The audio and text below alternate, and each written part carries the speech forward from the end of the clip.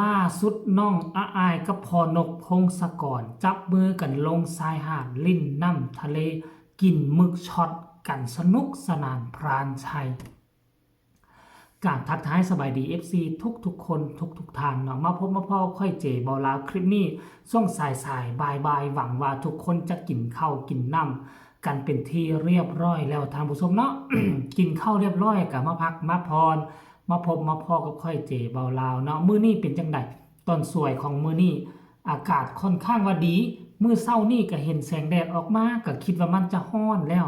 แต่สุดท้ายมันบ่ร้อนท่านผู้ชม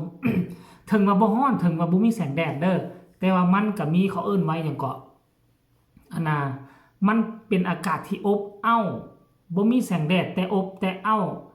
มันก็จะร้อนแน่จักเล็กจักน้อยท่านผู้ชมเนาะแต่ว่าร้อนเฮาก็บ่เป็นอีหยังเพราะว่าเฮามีความสุขเนาะเฮาได้เบิ่งคลิปการเคลื่อนไหวของพ่อลูกคู่บุญคู่นี้เฮาเบิ่งแล้วเฮาก็มีความสุขปัจจุบันนี้กำลังลิ้นน้ำทะเลพอกะบ่ห่างจากลูกสาวท่านผู้ชมได้นั่งได้ยืนเบิ่งลูกสาวแล้วก็พากัน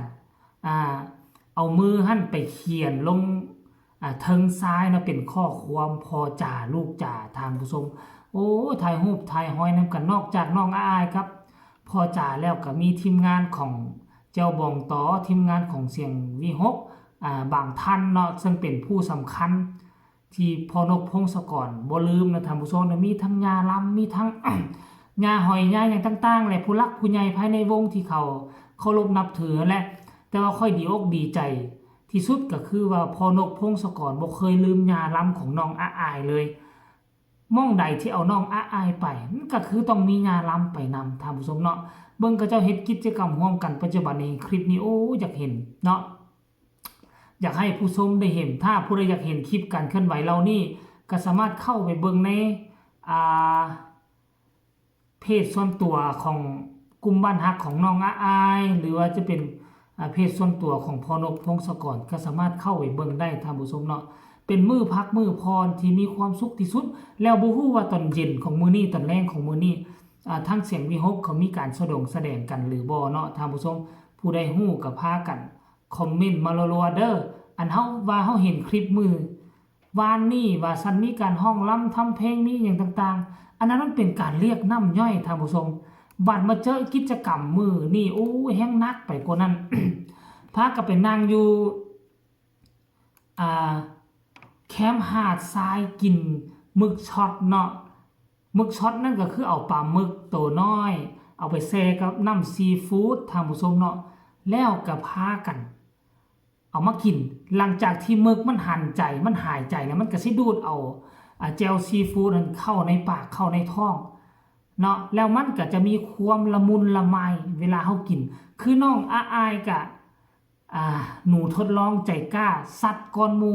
พอนกพงศกรก็ถามอยู่ข้างๆนั่นแล้วก็ถามลูกสาวแซ่บบ่ลูกแซ่บบ่ลูก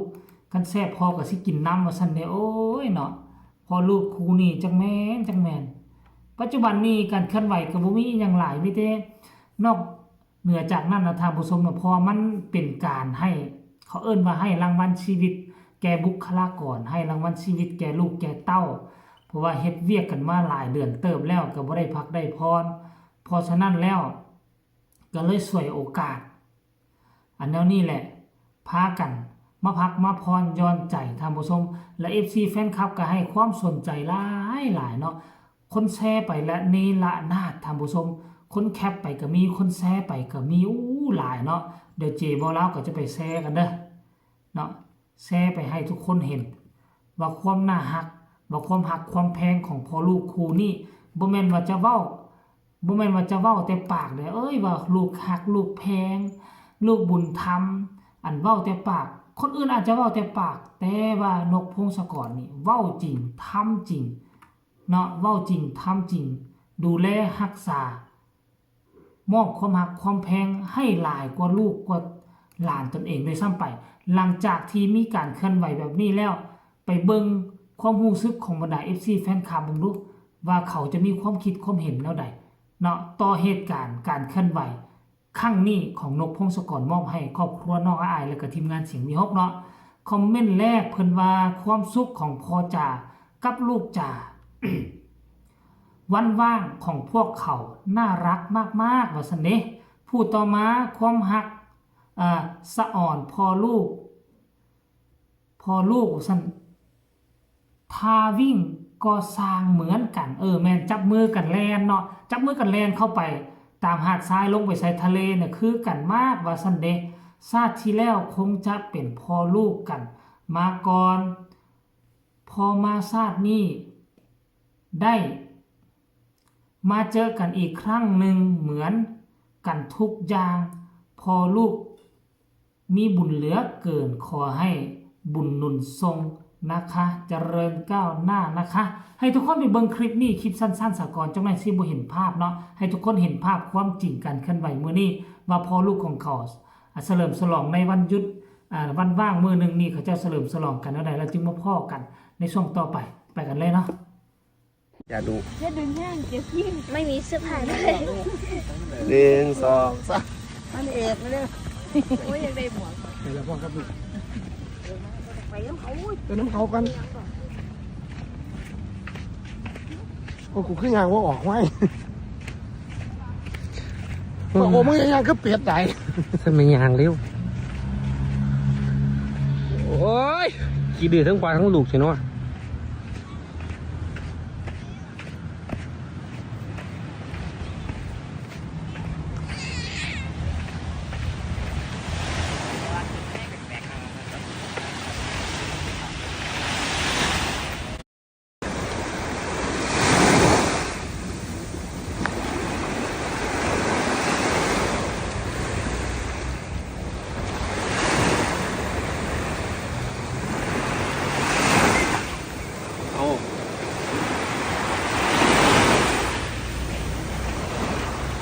ตัวสีเลย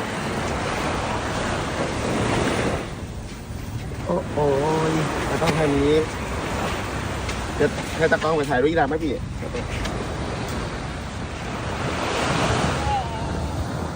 จะไปดูไม่เกี่ยวกับฝั่งนี้แล้วแบบว่าเราหันหลังไปฝั่งนู้น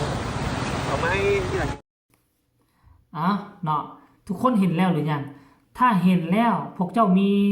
ความสุขมีรอยยิ้มคือเจ๋บ่ลาวหรือบ่เนาะคันบ่มีความสุขคันบ่มีรอยยิ้มคนคงจะบ่ให้ความสนใจขนาดนี้คนเข้ามากดไลค์ให้น่ะเป็น 5-6,000 คนคอมเมนต์เป็น400กว่าคนกดแชร์ไปเป็น300กว่าแล้วท่านผู้ชมเอ้ยเนาะเอามาฟังต่อบัดนี้เอาเป็นภาพที่สวยงามและมีความหมายมากว่าซั่นเลย